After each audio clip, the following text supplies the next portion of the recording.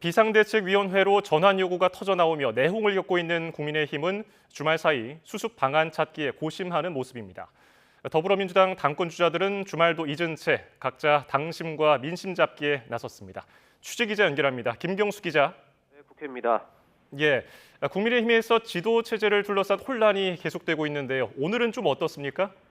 네, 어제 배현진 의원이 최고위원직에서 전격 사퇴하고 초선 의원 30여 명이 당 지도부의 비상대책위원회 전환을 촉구하는 등 종일 혼란스러운 모습이었는데요.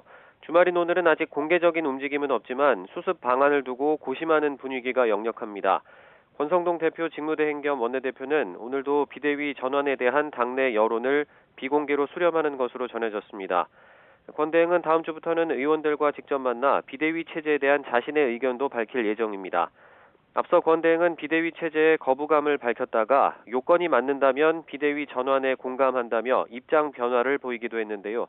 당내에서도 비대위 찬반 의견이 엇갈리며 혼란이 계속되고 있습니다.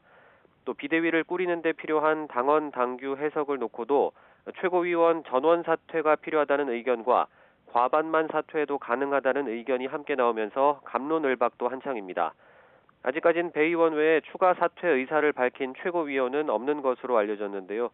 그 외 권 직무대행에게 비대위원장 임명 권한이 있느냐의 문제도 비대위를 꾸리기 위해 정리가 필요한 부분입니다. 당원권 6개월 징계 이후 전국을 순회 중인 이준석 대표는 대구 경북 지역 지지자들을 만나며 소통하는 것으로 전해졌습니다. 이 대표는 어제도 SNS에 여의도를 겨냥해 그 섬에는 영혼이 없다는 비판글을 올렸습니다.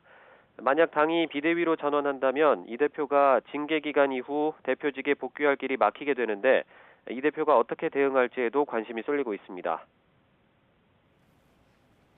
예, 그리고 더불어민주당 차기 당권 레이스가 다음 주부터 본격화하는데 당권 주자 3인방은 오늘 어떻게 움직이고 있습니까? 네, 먼저 유력 주자인 이재명 의원은 홀로 공개 일정을 소화하며 당심과 민심 공략에 시동을 걸었습니다. 오늘 오전 강원도 강릉을 찾아 영동 지역 당원과 지지자들을 만났는데요. 이 자리에서 이 의원은 이기는 정당과 강한 야당, 국민 속에서 소통하는 당을 만들어 민주당이 뭘 하려는지 국민에게 확실하게 보여주겠다고 강조했습니다. 동시에 저학력, 저소득층의 국민의힘 지지자가 많다는 자신의 발언에 쏟아진 비판도 정면으로 반박했습니다. 지난 대선에서 월소득 200만 원 미만 유권자 10명 중 6명이 당시 윤석열 후보에게 투표했다는 기사를 소개하며 현실은 이렇다고 SNS에 적었습니다.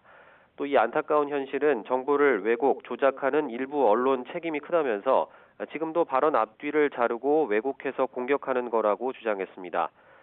여기에 97그룹 박용진 의원은 즉각 재반박에 나서며 이 의원과 차별화를 강조했습니다. 사과해야 할 순간에 이 의원이 변명만 늘어놓고 있다는 겁니다.